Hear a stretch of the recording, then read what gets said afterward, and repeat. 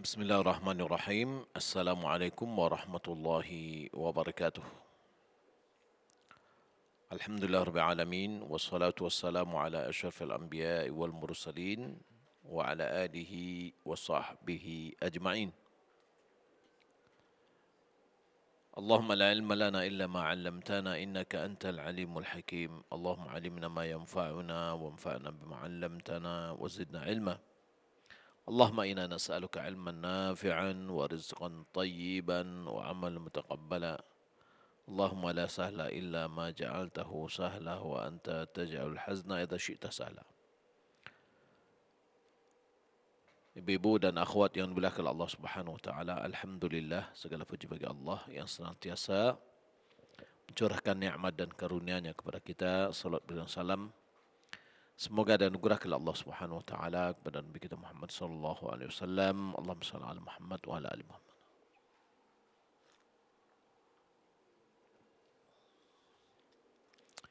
Baiklah, kita melanjutkan kajian kita tentang hadis arba'in. Kita mengambil hadis yang ke-14 tentang tidak halalnya darah seorang muslim. An Abdullah bin Mas'udin radhiyallahu ta'ala anhu qala Rasulullah sallallahu alaihi wasallam la yahillu damu imri'in muslimin illa bi ihda thalathin الثيب الزاني والنفس بالنفس والتارك لدينه المفارق للجماعة. رواه البخاري ومسلم. Dari Abdullah bin Mas'ud radhiyallahu ta'ala an, bahwasanya dia berkata Rasulullah SAW bersabda, tidak halal darah seorang muslim kecuali dengan salah satu dari tiga perkara. Al-thaybuz zani, yang sudah menikah berzina, wan nafsu bin nafsi, jiwa lawan dengan jiwa, wat tariku lidinihi al-mufariqul jamaah, dan meninggalkan agamanya yang menyelisihi jamaah. Rawahu Bukhari Muslim.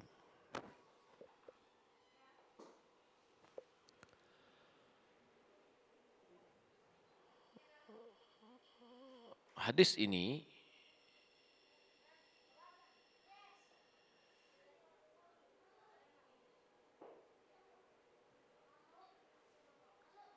diriwayatkan oleh Bukhari dan Muslim dalam jalur A'mash dari Abdullah bin Murrah dari Masruq bin Mas'ud. Dan riwayat bagi Imam Muslim at-tariku lil Islam,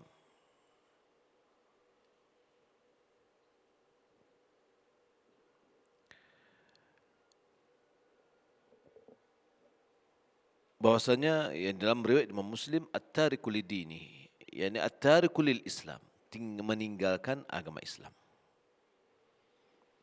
Ya, pengganti dari lidinihi, untuk agamanya. Berarti maksud dengan meninggalkan agama di sini adalah agama Islam. Inilah makna wa fi hadzal ma'na, dalam makna yang kandung dalam hadis ini terdapat hadis-hadis yang banyak yang senada dengan hadis yang kita bacakan tadi.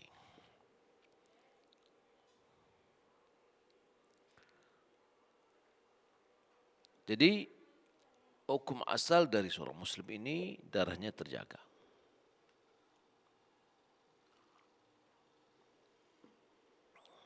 Jaganya terjaga kecuali salah satu di antara tiga faktor. Yang pertama adalah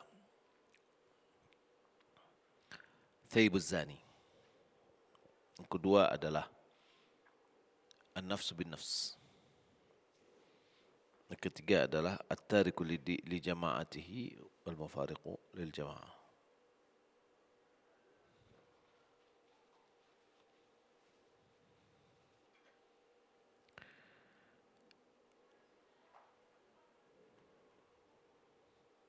Baik.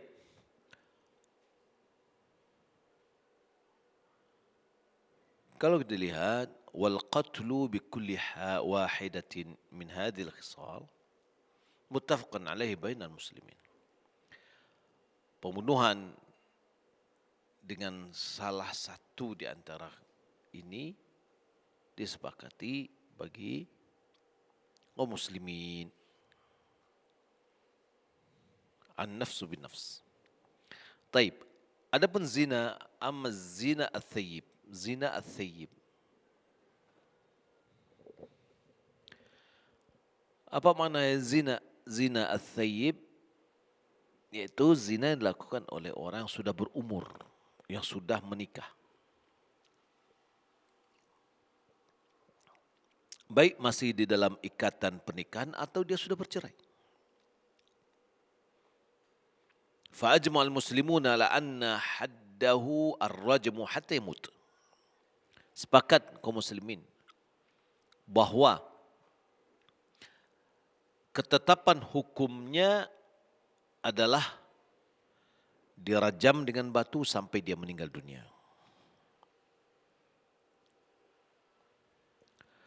Waqad rajama Rasulullah sallallahu alaihi wasallam Ma'izan wal Ghaminiyah. Sungguh Rasulullah telah merajam Ma'iz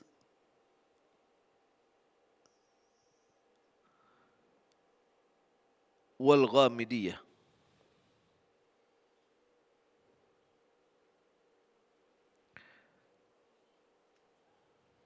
Al-Ma'iz dia adalah Ma'iz bin Malik al-Aslami. Ghamidiyah adalah seorang perempuan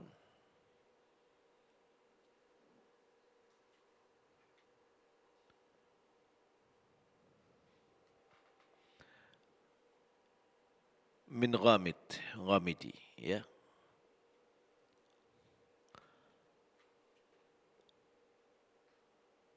Adapun kisah Ma'iz sudah diketahui, Ghamidiyah juga sudah diketahui. Wa kana fil Qur'an alladhi nusikha lafdhuhu الشيخ والشيخة إذا زنيا فرجموهما البتة فلا تكل فلا فلا جمو فلا فرجموهما البيت البتة نكالا من الله والله عزيز حكيم.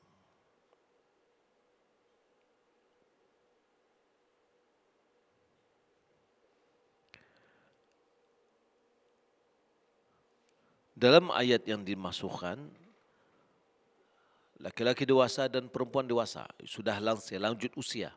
Apabila mereka berdua berzina, maka lemparlah oleh kalian, ya, sebagai bentuk hukuman dari Allah, dan Allah Maha Pengasih.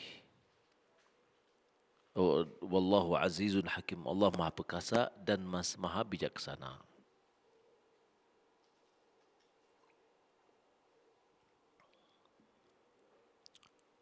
Jadi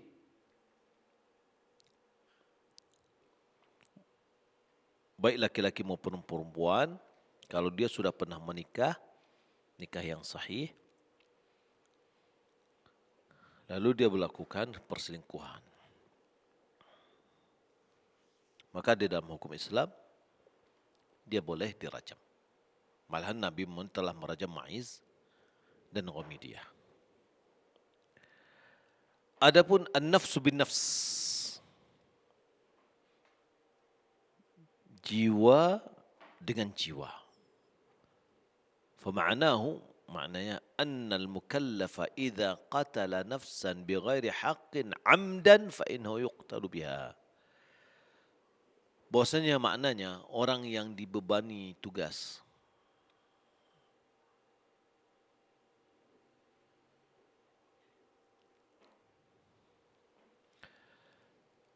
ya, maknanya bahwasanya orang mukallaf apabila dia membunuh satu jiwa tanpa hak dengan sengaja, fa innahu yuqtalu biha, maka dia itu dibunuh, ditegakkan qisas terhadapnya. Padahal Al-Quran ala dzalik, Islam telah menunjukkan hal demikian. Ala Wa katabna alaihim fiha anna an-nafsa bin-nafs. Kami tetapkan di dalamnya terhadap mereka bahwa nafsu bin nafs.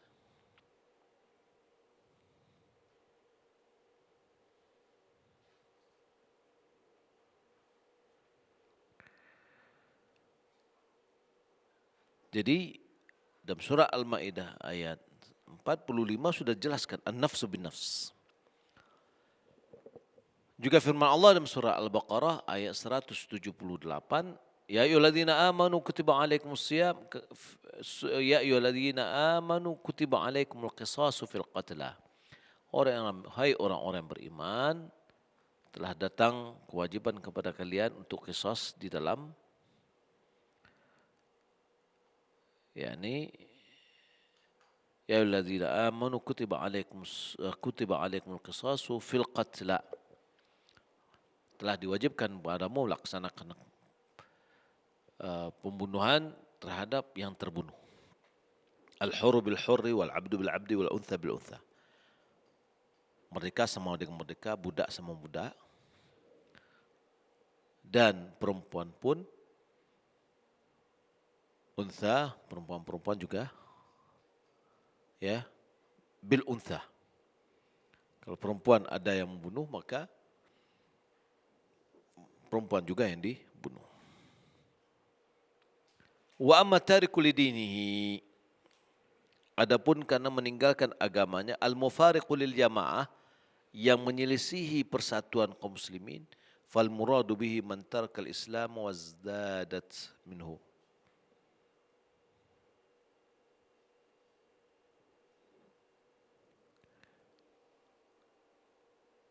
Wal muradu bihi man tarakal islam wartadda anhu wa faraqal jama'atul muslimin. Siapa meninggalkan prinsip-prinsip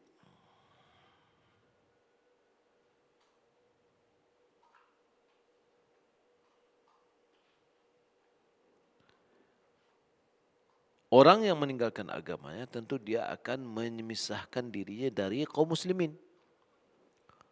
Wa inna mastathnahu ma'a man yahillu damuhu min ahli syahadatain bi'tibari ma kana alaihi qabla riddah. Hanya saja dikecualikan bersama orang yang menghalalkan darah dan syahadat itu, karena dinilai hal itu terjadi sebelum mereka terlahir.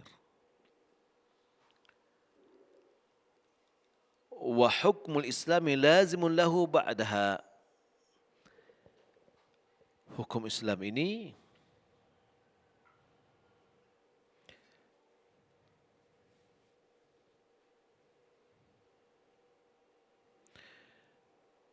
lazimun lahu ba'daha. Hukum Islam dalam hal ini mengikat.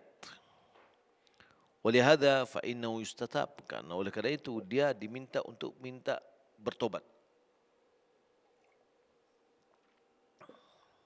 dan minta kepadanya untuk kembali kepada Islam. Juga faqad yatruku dinahu wa yafariqu jama'ah wa huwa muqirrun bi syahadatain wa da'id sulah. Boleh jadi ada orang yang mengakui bahwasanya dia meninggalkan agamanya min arkanis Islam, yang mana dia adalah rukun dari rukun-rukun Islam. Aw sabballahu wa rasulah, atau dia mencela Allah dan Rasulnya. Atau kafar ba'dul malaika, atau dia mengingkari sebagian malaikat. Awin nabiyyin, atau para nabi, ada kitab-kitabnya dalam Al-Quran. Tambah lagi, law istahana bi mushaf walqahu fil qadhurat,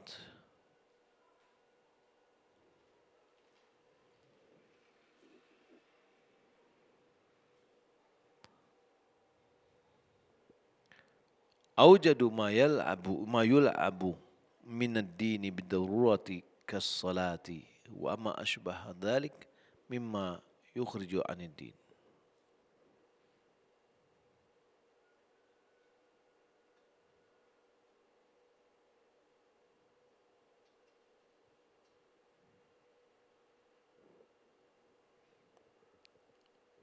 Baik.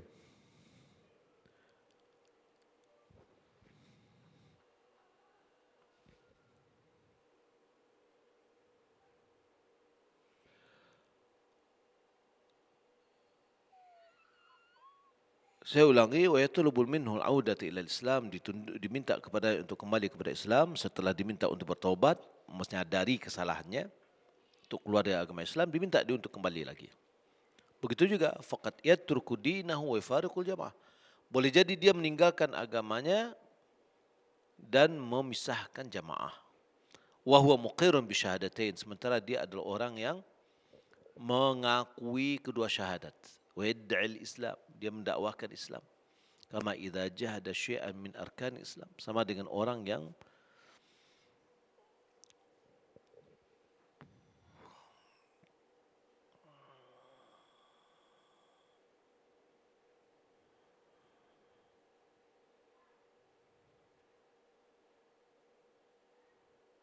kama idza jahada syai'an min arkan Islam, seperti orang yang mengingkari salah satu dari rukun Islam. Atau sabba Allah wa Rasulah, atau dia mencela Allah dan Rasulnya. Atau kafar bi ba'dil malaikat, atau dia kufur terhadap sebagian malaikat. Atau nabiyin, atau nabi-nabi. Awal kutub al-madhkurah fil Quran, atau kitab-kitab yang diturunkan dalam Al-Quran, ma'al ilmi bidzalik, dengan bertambah dengan ilmunya. Wa kadzalika law istata'tahana bil mushafi wa alqahu fil qadurat aw jahada ma yu'lam min ad-din bidarurah kas-salah wa ma ashbah dzalika mimma yukhraju min ad-din.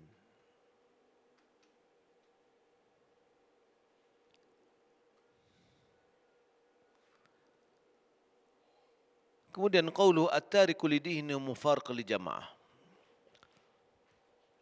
meninggalkan agamanya dan memisah dirinya dengan jamaat Islam.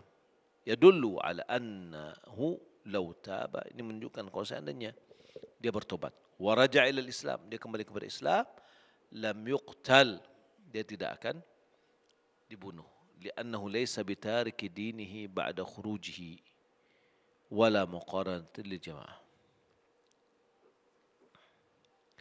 Karena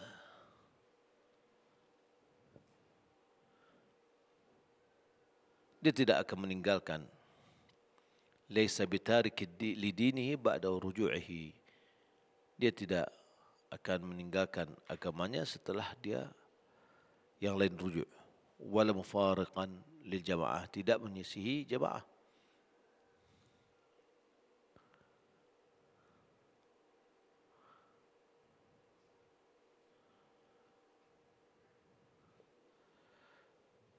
Diriwayatkan dari Ubay bin Ka'ab, dia mengatakan bahwasanya Ubay bin Ka'ab qala li Zubair bin Hubais, dia mengatakan kepada Zubair bin Hubais, kam ta'udduna surat Al-Ahzab,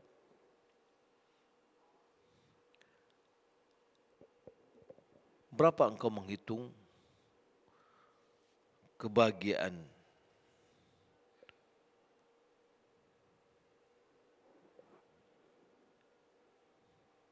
Bingkana li ta'dil surat Al-Baqarah, dia lebih rendah dekat kepada surat Al-Baqarah. Pertama, 73.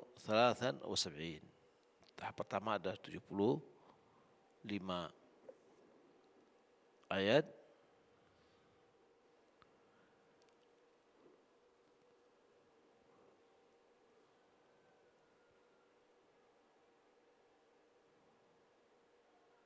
Qala 73.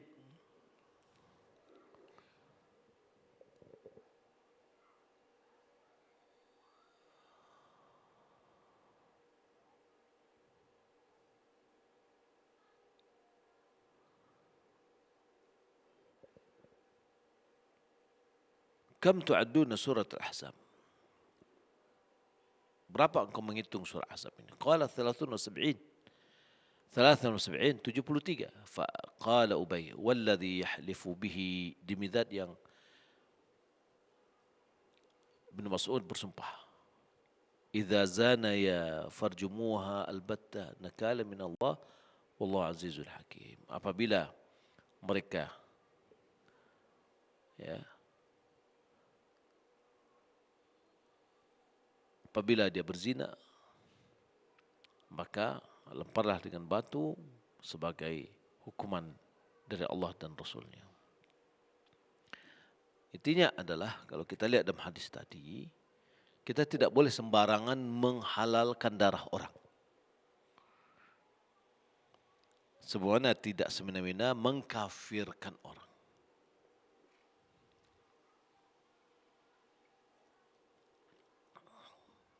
Kalau dia adalah muslim yang terjaga hartanya, jaga jiwanya, terjaga kehormatannya, maka kita tidak boleh menyakitinya. Karena orang menyakiti saudara muslim, maka dia akan mendapatkan siksaan dari Allah Subhanahu wa taala.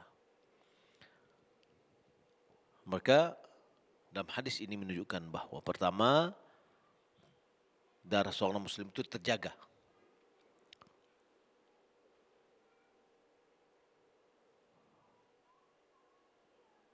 Kecuali dari salah satunya, yaitu mencuci an-nafs bin nafsi, qisas terhadap jiwa dengan jiwa, dan meninggalkan agama karena berpisah dengan jamaah. Maka oleh karena itu kita tidak boleh tidak boleh melakukan tindakan apa-apa kepada orang. Dan ini juga adalah tugasnya para hakim.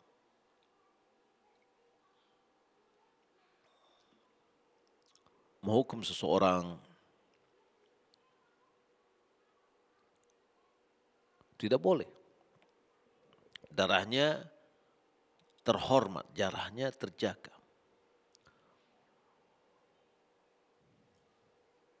Maka ini menunjukkan bahawa kita juga tidak boleh menghukum orang sebagai kafir.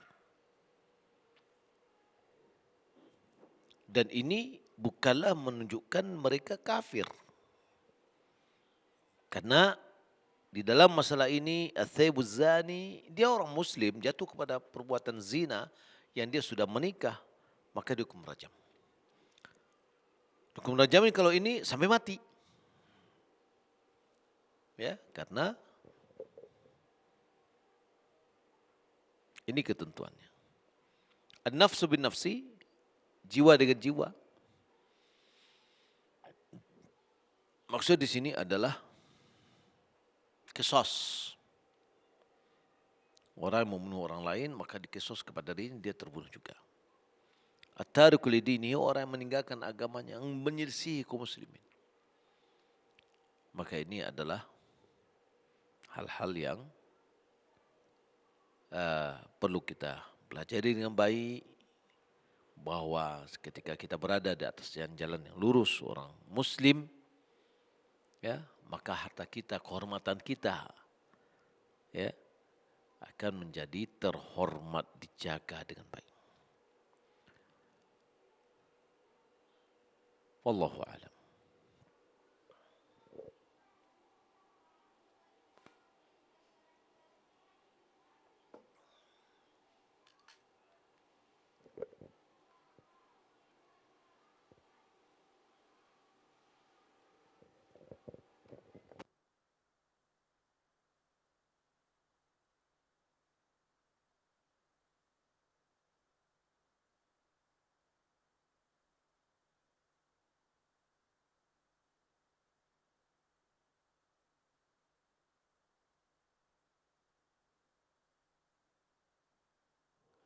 Ini pertanyaan, kapan itu Ustaz?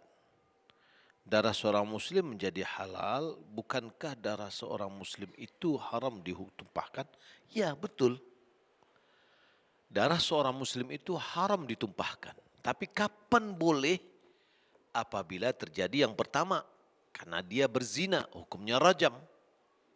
Rajam berarti dilempar dengan batu sampai mati. Itu hukum ketetapan. Yang kedua, kalau seandainya dia membunuh orang lain dengan sengaja, lalu keluarganya menuntut untuk ditegakkan qisas, berarti itu jiwa lawan jiwa.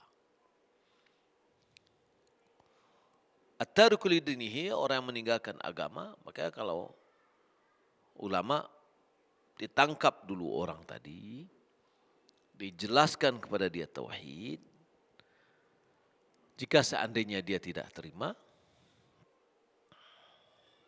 berarti dia tidak bertobat. Maka dia terancam, ya, bagian dari hadis Abdullah bin Mas'ud ini. Wallahu a'lam.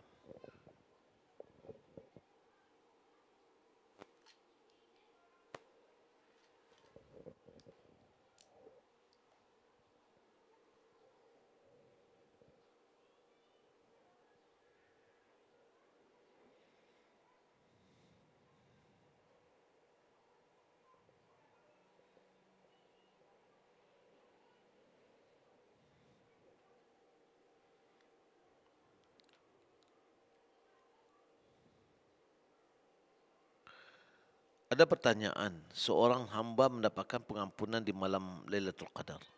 Apakah wanita wajib mengganti puasa Ramadan yang batas sebelum ia berpuasa 6 hari sebelum Syawal? Mohon penjelasan. Ya,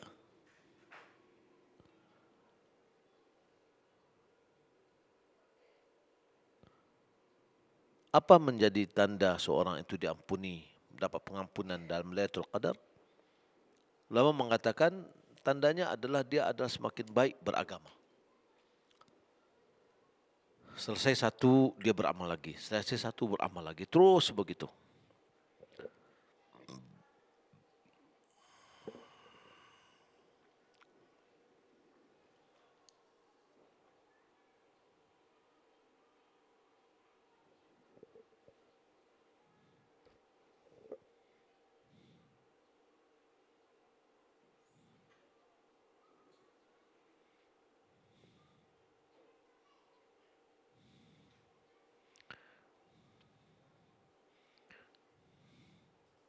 Bagaimana cara menikahkan anak yang orang tuanya hamil di luar nikah?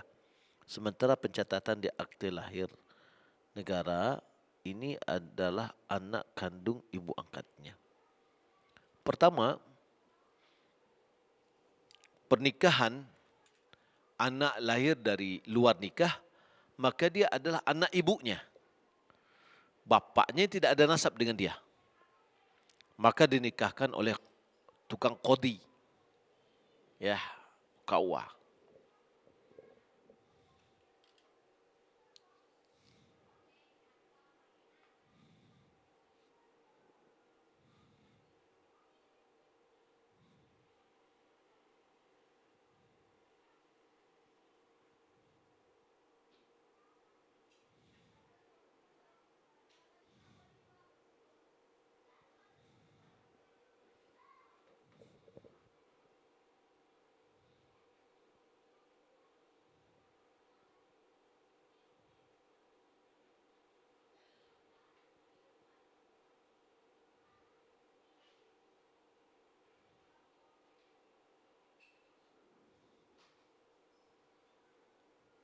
Saat ada seorang laki-laki, dia kalau melakukan puasa sunat pas waktu berbuka, ia merasa agak pusing dan tidak pergi solat berjamaah maghrib.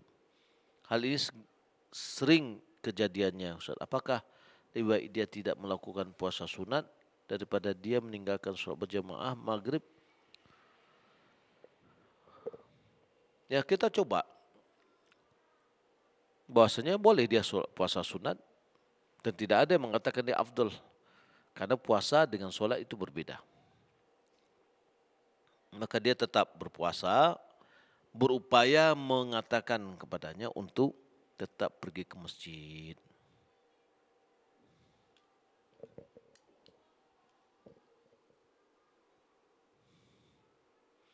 Ustaz, apa sikap kita berdakwah kepada orang tua sementara kadang mereka tidak suka didakwahi? Dakwahi aja dengan akhlak. Kita ajak dia dengan akhlak, santun kepadanya, memperhatikannya. Itu cukup sudah merupakan sebagai dakwah kita. Bahwa Sikap kita itu menunjukkan bahwa kita sudah berubah lebih baik setelah pengajian. Jangan suka mendebat-debat.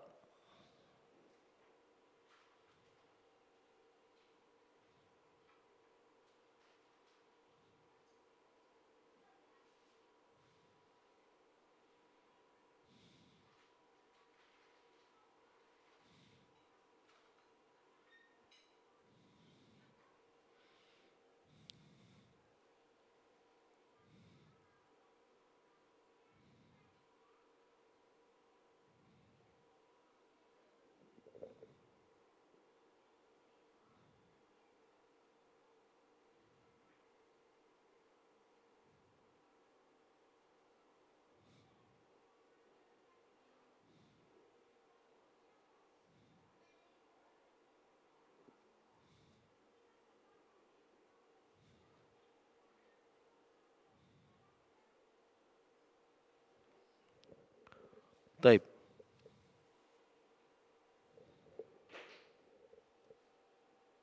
Hadis kita yang sudah kita pelajari sudah selesai. Kalau kita ambil hadis berikutnya terlalu panjang untuk kita bahas. InsyaAllah pada pertemuan berikutnya akan kita bahas.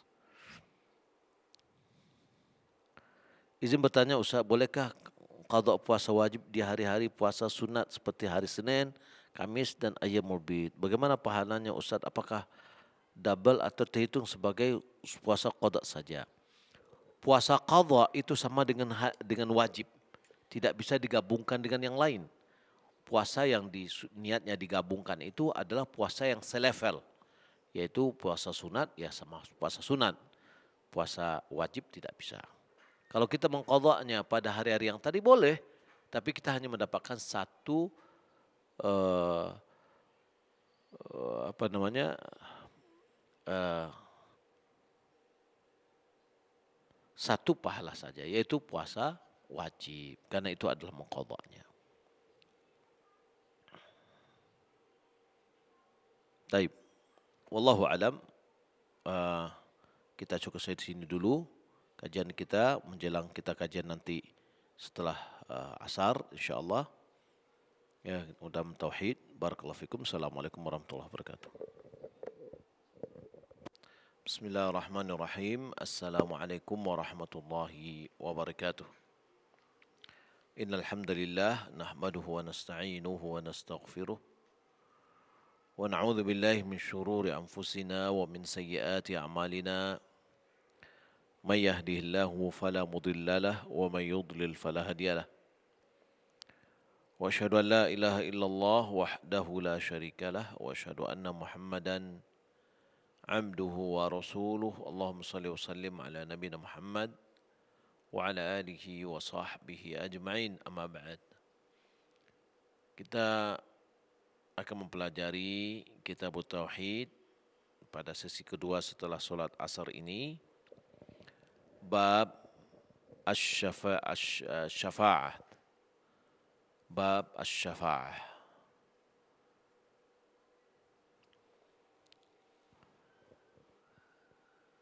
Pengarang mencantumkan beberapa ayat dalam bab ini.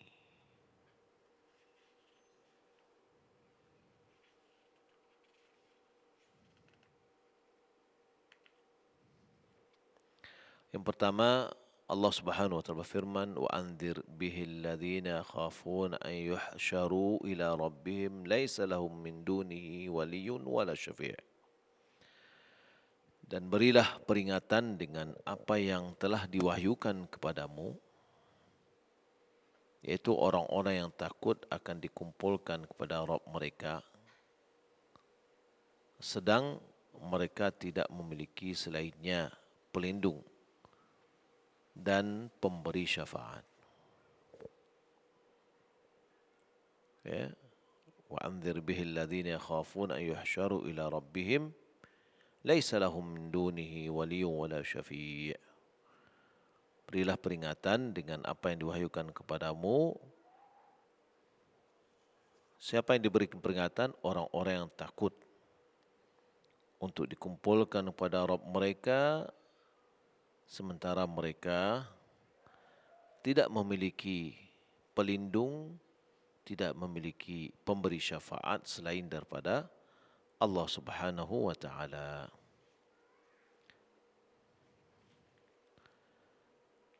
Ayat yang kedua, qul lillahi syafa'atu jami'a. Dalam surah Az-Zumar ayat 44, katakanlah hanya milik Allah semua syafaat itu. Kemudian firman Allah Subhanahu wa taala, man dzalladzi yashfa'u 'indahu illa bi'idnih. Siapa yang mampu memberi syafaat? Ya, man dzalladzi, maksudnya di sini tidak ada seorang pun yang mampu memberi syafaat di sampingnya illa bi'idnih, kecuali dengan seizin Allah.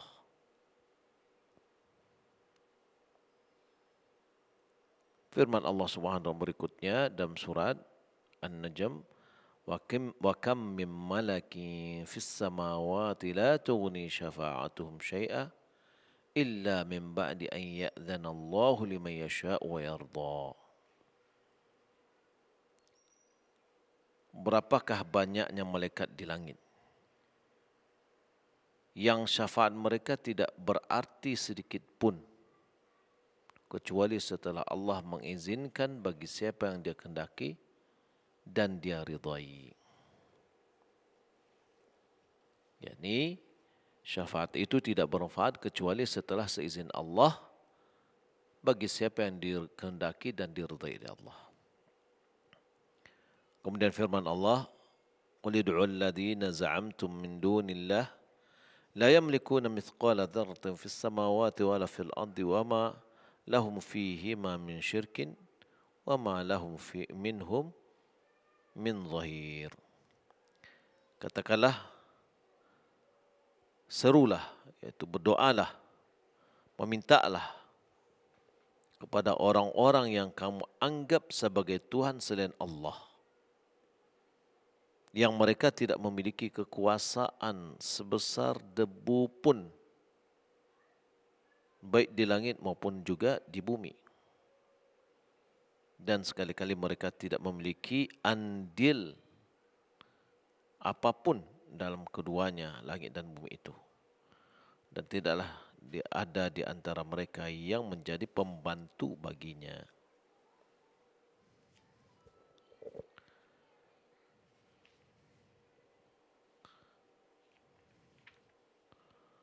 Kemudian Abdul Abbas menuturkan, Allah menafikan segala hal yang akan dijadikan alasan bagi kaum musyrikin pada diri selain Allah Ta'ala. Allah menafikan anggapan bahawa selain Allah memiliki kekuasaan, walau hanya sebagian saja. Ia juga menafikan anggapan bahawa selain Allah menjadi pembantunya. Bila demikian, satu-satunya anggapan yang masih tersisa ialah anggapan bahawa mereka kuasa memberi syafaat. Dan ternyata Allah juga menjelaskan bahawa syafaat tidak akan bermanfaat kecuali bagi orang yang diizinkan untuknya. Sebagaimana firman Allah, وَلَا يَشْفَعُونَ إِلَّا لِمَنِ ارْتَضَى. Tidak ada yang bisa memberi syafaat kecuali bagi siapa yang dikehendaki oleh Allah Subhanahu wa taala, diridai oleh Allah. Syafaat yang diyakini oleh kaum musyrikin ini tidak akan pernah terrealisasi pada hari kiamat karena telah dinafikan di dalam Al-Quran. Setelah Nabi SAW mengabarkan bahawa beliau pada hari kiamat akan datang, kemudian bersujud kepada Allah dan memujinya, beliau tidak langsung memberi syafaat. Beliau memberi syafaat setelah dikatakan kepada beliau, angkatlah kepalamu dan katakanlah, niscaya perkataanmu didengar, mintalah, niscaya permintaanmu akan dikabulkan. Ya, dan berilah syafaat, niscaya syafaatmu akan diterima. Sahabat Abu Hurairah radhiyallahu taala anhu bertanya kepada beliau, siapakah orang yang paling berbahagia yang akan mendapatkan syafaatmu? Beliau menjawab, orang yang dengan penuh ikhlas mengucapkan la ilaha illallah. Syafaat tersebut diberikan kepada orang yang ikhlas dan mendapatkan izin dari Allah. Sedangkan para pelaku kesyirikan tidak akan mendapatkan syafaat. Bila Anda mencermati, niscaya Anda dapatkan bahwa pada hakikatnya Allah lah yang mengkarunia orang yang ikhlas, mengampuni mereka sehingga ia mendapatkan syafaat, yaitu pembelaan, lantaran doa orang yang telah Allah izinkan untuk memberi syafaat. Syafaat ini sebagai wujud penghargaan kepada pemberi syafaat, yaitu Nabi SAW, sehingga beliau mendapatkan kedudukan yang terpuji. Nah, dengan demikian syafaat yang dinafikan oleh Al-Quran adalah syafaat yang mengandung kesyirikan. Oleh sebab itu Allah menetapkan syafaat dengan izinnya dalam beberapa ayat.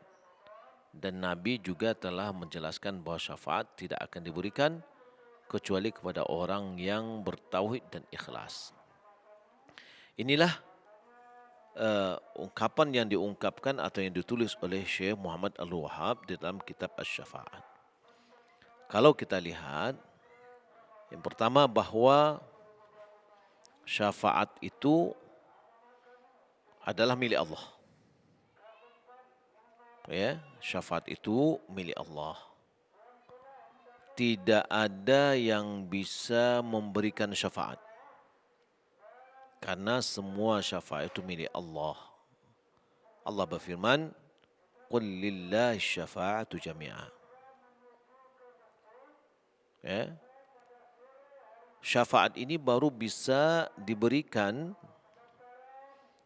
kepada orang yang memberi syafaat, ya, bahwasanya orang-orang yang akan terdapat dalil bahwasanya Nabi memberikan syafaat, anak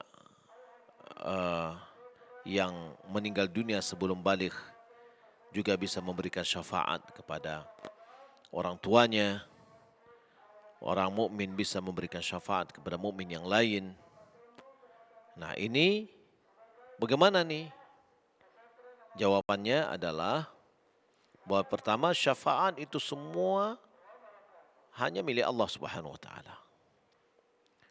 Lalu tidak ada yang bisa memberi syafaat kecuali seizin Allah. Nabi kita Muhammad SAW akan bisa memberikan syafaat kalau Allah mengizinkan. Ini syarat yang pertama atau rukun syafaat. Yakni pertama, syafaat milik Allah. Lalu syafaat itu ada orang yang akan memberikan syafaat setelah seizin Allah. Karena Allah berfirman, "Man dzalladzi yashfa'u 'indahu illa bi'idnih." Tidak ada yang bisa memberikan syafaat di sisi Allah kecuali seizin Allah. Ya. Nah, lalu siapakah penerima syafaat? Penerima syafaat adalah orang yang diridhai oleh Allah. Siapa yang orang yang diridhai oleh Allah? Adalah orang yang bertauhid. Orang yang bertauhid itu apa? Adalah orang yang hanya meminta kepada Allah saja. Ya, Allah ridha kepada orang yang bertauhid. Allah tidak ridha kepada orang yang berbuat syirik. Karena syafaat itu milik Allah, maka mintanya kepada Allah. Tidak minta kepada yang lain. Ketika meminta kepada yang lain, maka jatuh dia kepada syirik. Itulah yang dinafikan di dalam Al-Quran. Syafaat yang diminta kepada selain Allah itu mengandung syirik. Apakah dia akan mendapatkan syafaat? Tidak. Karena syafaat itu memiliki dua rukun. Yang pertama, izin dari Allah. Yang kedua, keridhaan dari Allah terhadap orang yang menerima syafaat. Itu secara ringkas apa yang telah kita bacakan tadi, ya. Kita lihat keterangan dari Syekh eh, Syekh Saleh bin Abdul Aziz Al-Syekh. Beliau mengatakan, menyebutkan bab ini setelah kedua bab sebelumnya benar-benar tepat. Hal ini dikarenakan bila engkau menegakkan hujah tentang tauhid rububiyah kepada orang-orang yang memohon kepada Nabi, meminta pertolongan kepada Nabi atau memohon kepada wali, ya, atau kepada Nabi, sebagaimana yang telah diulas di atas, niscaya mereka akan menjawab, kami pun meyakini bahawa hal yang demikian. Yang maksudnya, tak mungkin kami meminta kepada kepada wali-wali itu, kan gitu ya. Nah, akan tapi para wali itu adalah orang yang dekat dengan dan diagungkan di sisi Allah. Mereka memiliki kedudukan di sisi Allah, sehingga mereka akan memberi syafaat kepada kami di hadapan Allah, dan Allah pun pasti menerima syafaat mereka. Jadi maksudnya mereka mengira begini, bahawa mereka meminta kepada selain daripada Allah, mungkin guru-gurunya sudah meninggal dunia, dia minta ke sana, ya, kami tidak mengibadati mereka, gitu. Kami hanya supaya mereka ini bisa mendekatkan diri kami kepada Allah Subhanahu Wa Taala dengan sedekat-dekatnya. Dan karena mereka adalah orang dekat dengan Allah, pasti Allah akan memberikan, ya, Allah pasti akan menerima syafaat mereka, kayak gitu. Sehingga mereka langsung meminta kepada selain Allah, tapi meminta kepada, ya, kepada guru-guru mereka. Nah, hakikat syafaat adalah doa. Hakikat syafaat itu adalah doa. Ya. Sebagaimana sehingga bila ada yang berkata, aku meminta syafaat kepada Rasulullah, seakan-akan ia berkata, aku meminta dari Rasulullah agar ia mendoakanku di sisi Allah. Ya, hakikat dari syafaat itu adalah doa. Jika siapa yang meminta syafaat kepada Nabi, berarti dia meminta doa dari Nabi, ya, agar Nabi mau mendoakannya. Maka singkatnya, syafaat adalah doa dan permintaan doa. Sehingga setiap dalil yang telah lalu bersama kita, setiap dalil dalam Al-Quran dan Sunnah yang menafikan anggapan bolehnya berdoa kepada selain Allah, ya, menjadi dalil larangan memohon syafaat kepada orang yang telah mati dan makhluk yang di luar dari alam ini. Maka meminta syafaat kepada selain Allah adalah syirik. Karena hakikatnya adalah berdoa kepada selain Allah. Bila mana yang diminta tersebut adalah orang yang sudah mati atau seorang yang gaib yang tidak hadir di hadapan Anda, lalu kita meminta, maka berarti itulah syirik. Nah, orang sekarang misalkan datang ke kuburan, lalu dia mengatakan, ya fulan, ya syekh guru, ya syekh, ya tuanku, ya tengku, atau siapalah namanya. Lalu dia berkata, bantulah aku, ya, bantulah aku, tinggikanlah derajatku. Nah, ini dia meminta. Dia anggap ini adalah syafaat biasa. Enggak, dia telah berdoa meminta kepada selain Allah Subhanahu Wa Taala. Adapun bila orang tersebut masih hidup serta berada di hadapan Anda, maka tidak mengapa memohon syafaat atau doa kepadanya. Mereka masih hidup di alam dunia, sehingga mampu mengabulkan permintaan Anda. yakni ketika kita datang kepada guru kita, Ustaz, tolong doakan saya atau doakan anak saya, doakan ini. Akhirnya Ustaz itu berdoa. Karena dia masih hidup, Dia mendengar, dia bisa mampu untuk melakukannya. Tapi kalau sudah meninggal dunia nggak bisa. Ya, ketika kita datang di hadapannya, lalu kita mengatakan tolong doakan, tolong doakan. Ini dia bisa mendoakan sehingga mampu mengabulkan permintaan kita. Karena sesungguhnya Allah mengizinkan kita untuk meminta kepada mereka untuk mendoakan kita. Ya, salah satu dari dikabulkan doa adalah doa dari orang yang soleh. Ya, doa dari orang yang soleh yang kita anggap dia soleh, lalu kita minta dia berdoa. Ya, dahulu kadangkala sebagian dari sahabat datang kepada Nabi dan meminta syafaat kepada beliau untuk dirinya, yaitu dengan mendoakan kebaikan untuknya. Ya, di antaranya Abu Hurairah radhiyallahu taala an, ketika dia meminta kepada Nabi agar hafalannya dikuatkan, maka Nabi mendoakan sehingga dia mendapatkan hafalan yang kuat. Perlu diingat, tidak semua syafaat diterima. Akan tapi ada syafaat yang diterima, ada pula syafaat yang tidak diterima, iaitu ditolak. Syafaat yang diterima apabila memenuhi beberapa syarat. Dan ditolak karena ada beberapa hal yang menjadikannya ditolak. Jadi kalau kita berbicara tentang syafaat, ada syafaat yang diterima, ada syafaat yang tidak diterima. Demikianlah yang dijelaskan bahawa syafaat dalam Al-Quran Sunnah itu ada dua macam. Syafaat yang dilarang, syafaat yang dibolehkan. Syafaat yang dilarang yaitu syafaat yang Allah nafikan dari para pelaku kesyirikan. Nah, Syekh Muhammad Abdul Wahab menyebutkan dalil pertama tentang syafaat tersebut. Wa anzir bihi alladhina yakhafuna an yuhsyaru ila rabbihim laisa lahum min dunihi waliyyun wala syafi'.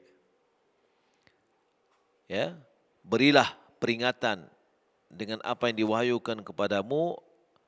Siapa yang diperingati? Orang-orang yang takut untuk dikumpulkan kepada Rabb mereka. Mereka tidak memiliki wali, tidak juga syafi' yang memberi syafaat di sisi Allah Subhanahu wa taala.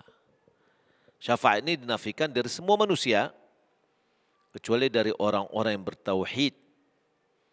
Karena syafaat mereka akan diterima dengan beberapa syarat. Ya, syafaat orang-orang selain dari yang bertauhid tidak diterima syafaatnya. Syafaat orang-orang yang bertauhid diterima dengan ada beberapa syarat. Pertama, Allah mengizinkan kepada pemberi syafaat untuk memberikan syafaat. Ya, termasuk Rasulullah syafaatul kubra. Ya, para sahabat, para manusia nantinya ketika di padang mahsyar itu dia pengen bagaimana caranya nih memohon kepada Allah agar kondisi di padang mahsyar itu segera dituntaskan. Maka mereka berbondong-bondong mendatang kepada Nabi Adam supaya Nabi Adam berdoa kepada Allah agar segera dituntaskan. Datangnya mereka kepada Nabi Adam ini upaya untuk memohon syafaat kepada Nabi Adam supaya Nabi Adam berdoa kepada Allah. Adam mengatakan saya tidak bisa. Seterusnya datang kepada Nabi Nuh, datang kepada Nabi Ibrahim, datang kepada Nabi Musa, datang kepada Nabi Isa, ya akhirnya datang kepada Nabi SAW Muhammad bin Abdullah. Nah, Nabi Muhammad tidak semena-mena, ayolah saya doakan. Enggak. Tapi dia bersujud, memuji dan memuji Allah Subhanahu wa taala. Sampai datang izin dari Allah kepada Nabi Muhammad untuk memberikan syafaat. Apa? Doanya Rasulullah permohonan Rasulullah. Jadi sebagaimana yang sudah kita bacakan hadis tadi yang terjemahannya, Nabi kita Muhammad sujud, lalu Allah mengatakan, angkat kepalamu. Ya, berbicara pasti engkau akan didengar. Mintalah, pasti mintamu akan dikabulkan. Nah, berarti Allah sudah mengizinkan kepada Nabi kita Muhammad untuk memohon kepada Allah. Nah, yaitu memohon tadi apa namanya? Untuk memberikan syafaat.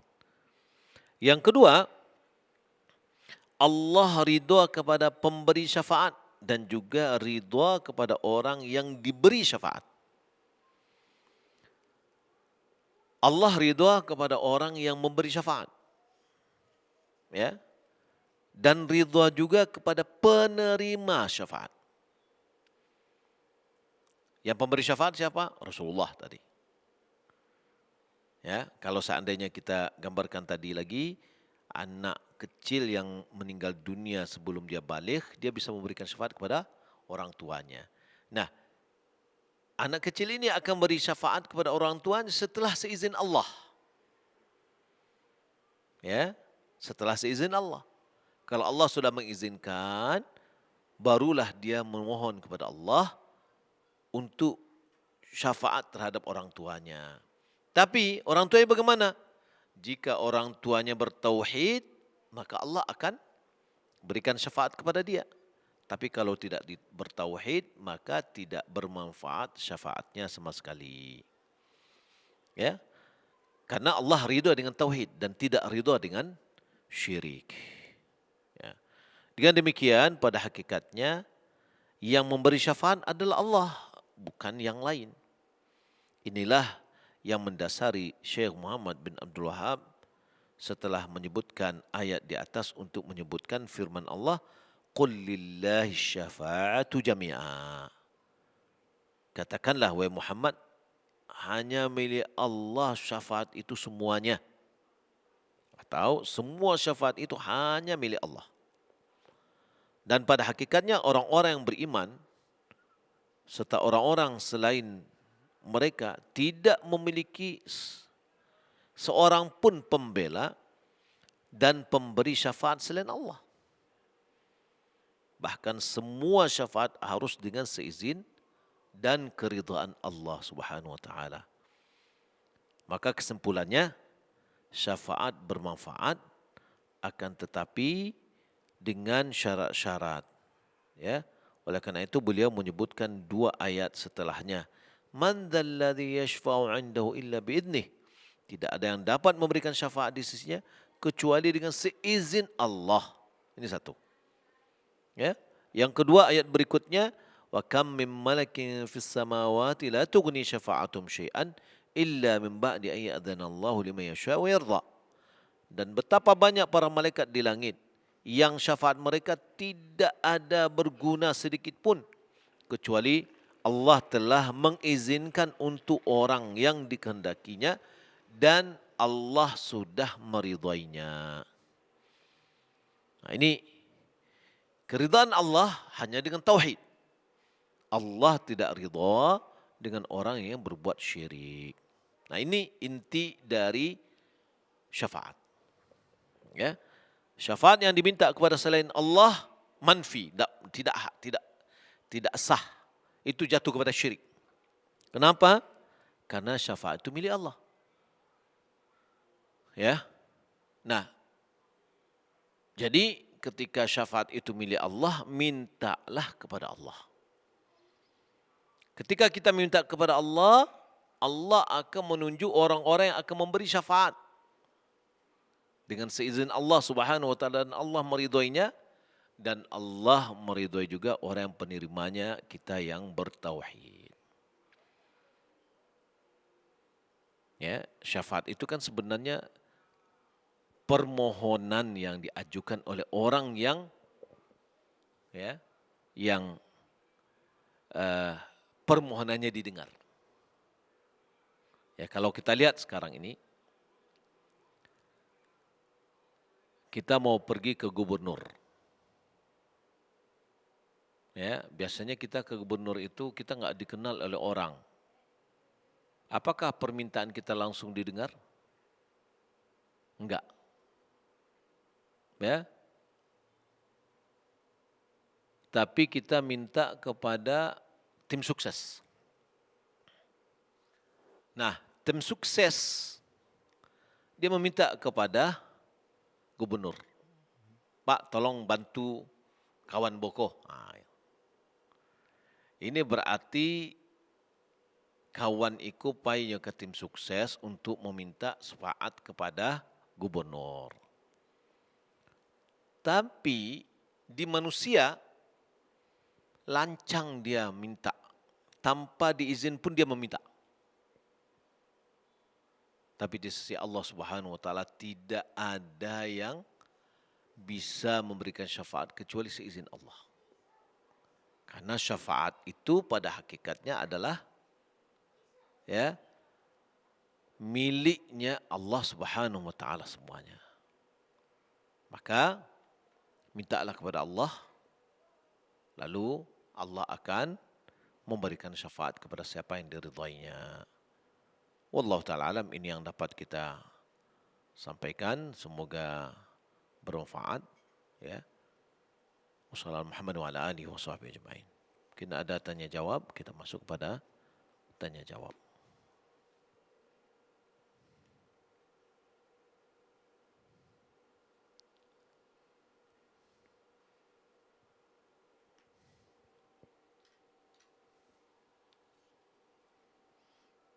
Ini ada beberapa pertanyaan.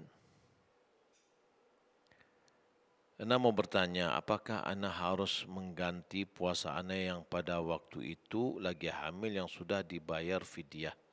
Kalau seandainya sudah dibayar fidyah, berdasarkan dari pendapatnya Ibnu Abbas dan Ibnu Umar, ibu yang hamil atau menyusui tidak mampu untuk berpuasa, maka cukup dia membayar fidyah saja. Kalau sudah bayar fidyah, maka tidak perlu lagi mengqadha'nya.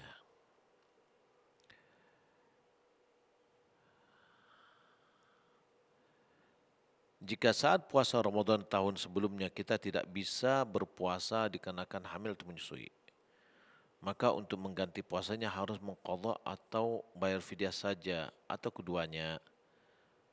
Lalu jika harus bayar fidyah, berapa besarnya? Apakah bisa diganti dengan uang? Fidyah adalah dengan makanan. Ya, ta'am miskin. Ta'am, makanan untuk orang miskin. Berapa ukurannya?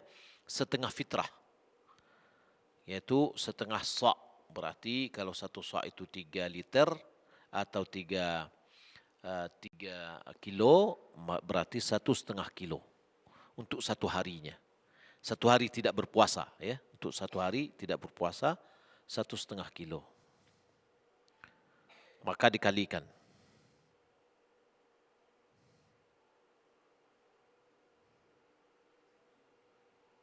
Baik.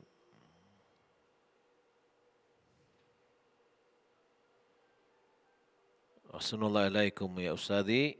Izin bertanya tentang dars Sahih Muslim. Apa yang dimaksud dengan qasi dalam hadis di atas? Ana pahami adalah kain selain sutra yang diberi motif garis dan dengan benang sutra, yang berarti al-qasi itu adalah kain dengan campuran sutra yang sangat sedikit. Namun dalam syarah, kenapa Imam Nawawi menyebutnya hukum memakai kain yang bercampur dengan sedikit sutra bagi laki-laki hukumnya adalah makruh ditanzih, sedangkan sudah jelas hadis Nabi SAW melarangnya. Ya, kita sudah pelajari tentang sutra untuk laki-laki. Sutra dari laki-laki kalau dia bercampur selama campurannya itu kurang dari 4 jari. Kalau kurang dari 4 jari boleh. Kalau seandainya lebih dari 4 jari maka hukumnya haram. Ya.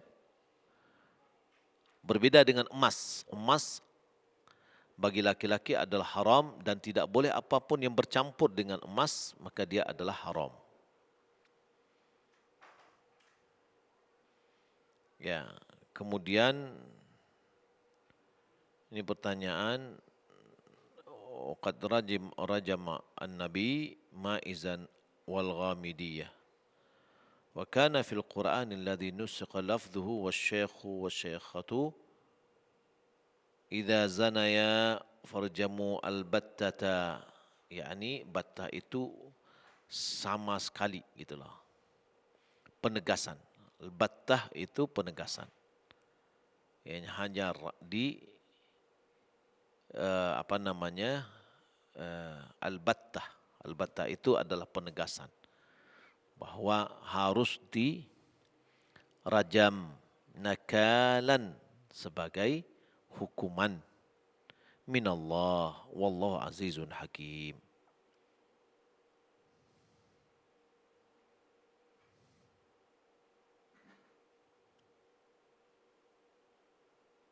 Baik, ini ada pertanyaan. Apabila kita menyesal setelah berbuat salah, berjanji tidak mengulangi lagi, namun kita tidak meminta maaf kepada orang yang telah kita sakiti. Bagaimana itu Ustaz? Maksudnya apa Allah tetap mengampuni dosa kita? Kalau seandainya dosa kita itu berhubungan dengan orang lain, kita pernah menyakiti orang lain, maka di samping 3 syarat tadi, meninggalkan perbuatan itu, menyesali yang telah terjadi, bertekad tidak mengulang kembali, harus tambah yang keempatnya, meminta maaf kepada orang yang disakiti. Kalau dia tersakiti, maka kita minta maaf kepadanya. Kalau dia maafkan, maka dosa kita sudah diampuni. Bagaimana hukum akikah anak jika kita tidak mampu, Ustaz? Apakah sebaiknya kita berhutang, Ustaz, dan kakaknya sudah berumur 15 tahun belum diakikah? Kalau seandainya tidak mampu, maka gugurlah kewajiban mengakikahkan. Ya, kalau tidak mampu, gugurlah kewajiban untuk mengakikahkannya. Wallahu ta'ala alam. Tapi demikian yang dapat kita sampaikan, semoga bermanfaat. Wassalamualaikum wa ala alihi wa sahbihi ajma'in. Wassalamualaikum warahmatullahi wabarakatuh.